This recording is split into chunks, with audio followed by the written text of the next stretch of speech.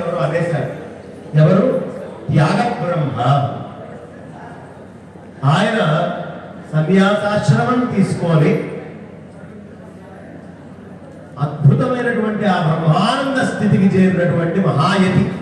శంకరాచార్య సంప్రదాయంలో ఆశ్రమ స్వీకారం తీసుకున్నారు. అలా తీసుకోమని ఆయనకు చెప్పినటువంటిది రామచంద్రమూర్తి. సాక్షాత్తు రామచంద్రమూర్తి వారే శంకర సంప్రదాయంలో సన్యాసం తీసుకోవయ్యా అని చెప్పారు. ఈ కలియుగంలో 150 సంవత్సరాల క్రితం.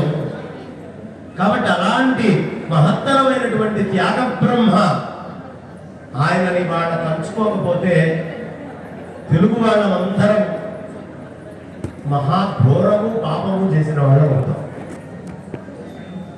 ఎంత అద్భుతమైనటువంటి సాహిత్యాన్ని త్యాగ బ్రహ్మోపనిషత్తు, ఇదొక ఉపనిషత్తు అన్నట్టుగా మనకు అందించారు ఆయన.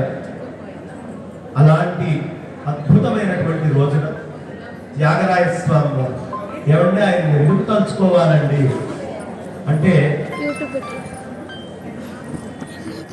మనము ఏ పనులైతే చేస్తున్నామో ఆ పనులు ఆయన చెయ్యకపోయినా పాపం ఆయన నెత్తి మీద వేసుకొని అవన్నిటినీ ఆయనే చేస్తున్నట్టుగా మనందరికీ జ్ఞానోపదేశం చేసినటువంటి మహానుభావం.